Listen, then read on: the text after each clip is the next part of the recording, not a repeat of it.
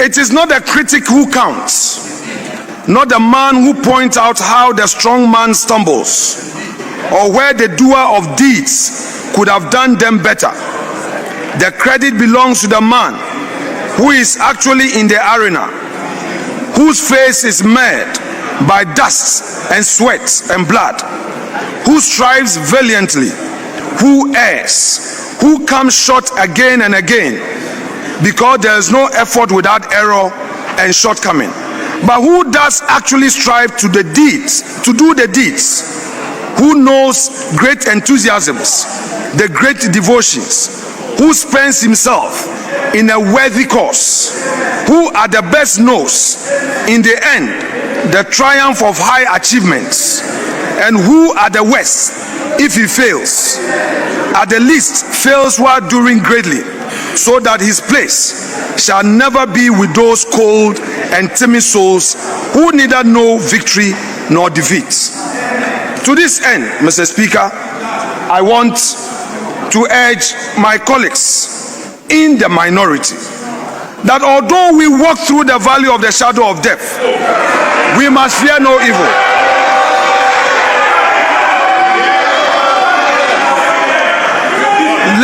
Let's remain strong. Refuse to be intimidated. Refuse the subtle culture of silence. Let's soldier on. Victory awaits us.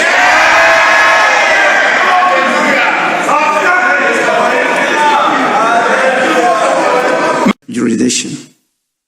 Contempt of Parliament refers to any act or omission that obstructs, impedes, or undermines Parliament in the performance of its functions, or which affronts its dignity, or tends either directly or indirectly to obstruct, impede, undermine Parliament in the performance of its functions, or affront the dignity of Parliament.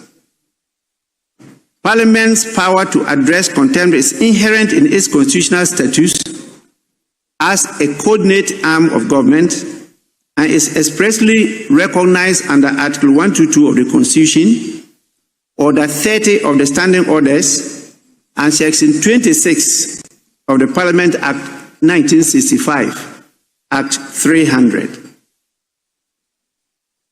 Honourable members, the jurisdiction to sanction contempt is not limited to acts committed within the chamber. The relevant test is whether the conduct, wherever it occurs, has a direct or indirect tendency to obstruct, diminish, or bring Parliament into disrepute or ridicule. Parliament may therefore exercise its contempt jurisdiction over conduct occurring outside the presence of the House, where such conduct undermines the institution's authority or impairs its ability to give effect to its decisions. Honourable members, I note that the specific instances of contempt listed in the standing orders, such as disorderly behavior, deceit, or disobedience of an order issued by the presiding officer, do not expressly identify non-compliance with or disregard of a resolution as a distinct ground of contempt. A resolution, as earlier observed, is a decision of Parliament, not an order of the Speaker. There is therefore no express provision making its breach a stand-alone category of contempt. However, Section 26 of Act 300 makes clear that the enumeration of contempt grounds is not exhaustive. Parliament retains the right to treat as contempt any act that impedes its functions or affronts its dignity. Order 31A similarly contemplates conduct, whether specific or general, that brings Parliament into disrepute or undermines its institutional authority. It is within this broader category that the present allegation must be assessed. Honourable members, it is useful to consider what constitutes an affront to the dignity or authority of Parliament.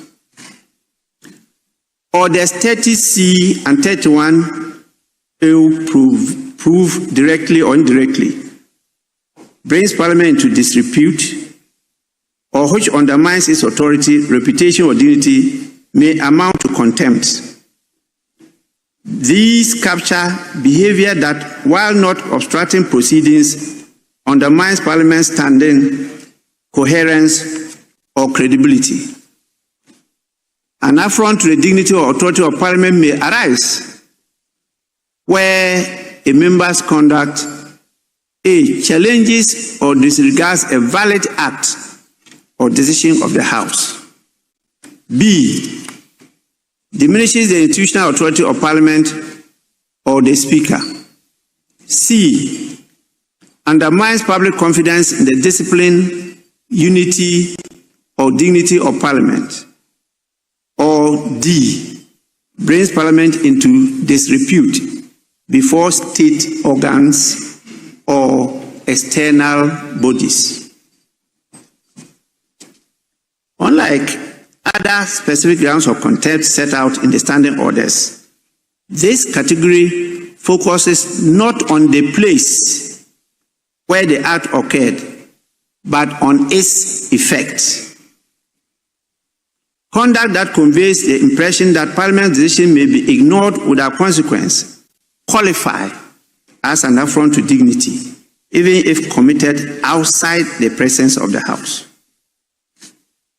Democratic experience across the world teaches that institutions endure not by their formal design alone, but by the conduct of those entrusted with them.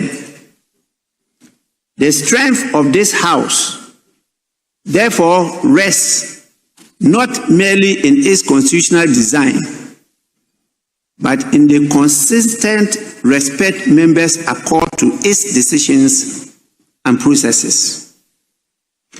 Honorable members, having reviewed the complaint, the standing orders, and the governing principles, I am satisfied that the matter raised prima facie implicates the dignity and institutional integrity of this House.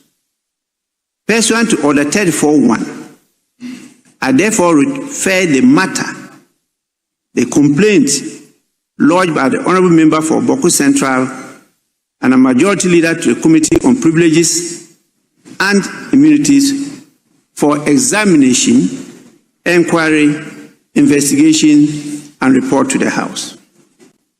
The committee is directed to 1. ascertain the relevant facts giving rise to the complaint, including the actions taken by the House and by the Honourable Member concerned. 2.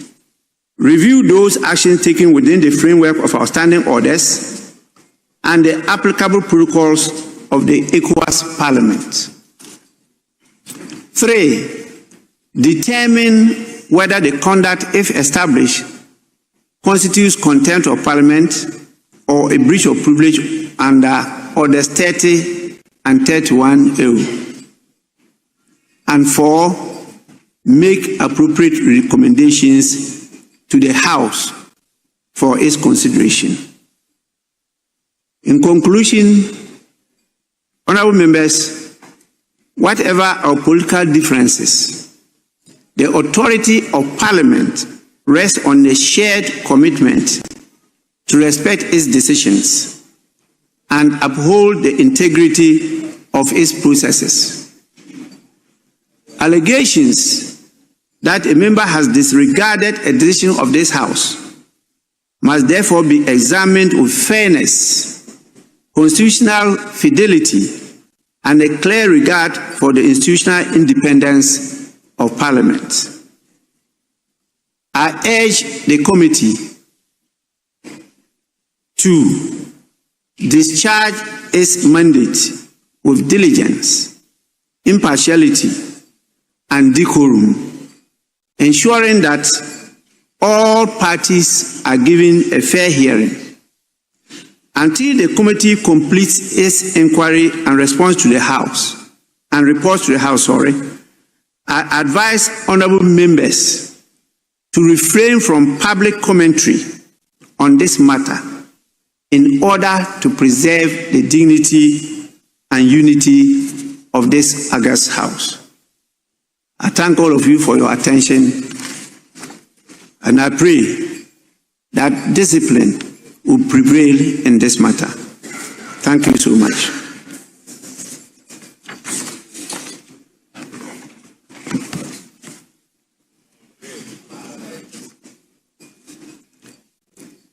Honorable members, we now take item 5.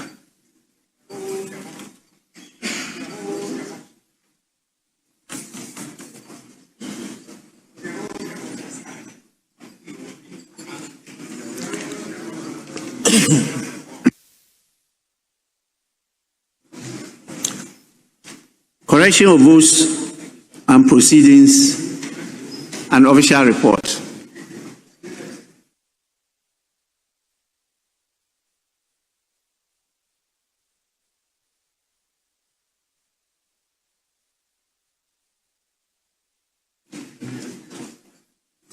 Honorable members, we will start with the votes and proceedings of Wednesday, 26th November 2025.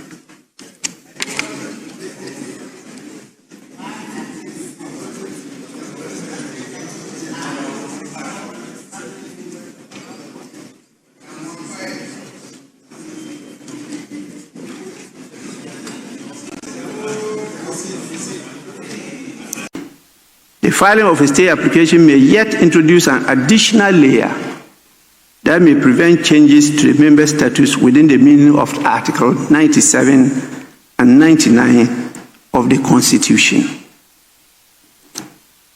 The House's attention is also brought to Article 105 of the 1992 Constitution, which provides that a person who sits or votes in Parliament, and I quote, knowing or having reasonable grounds for knowing, unquote, that he is not entitled to do so, commits an offense.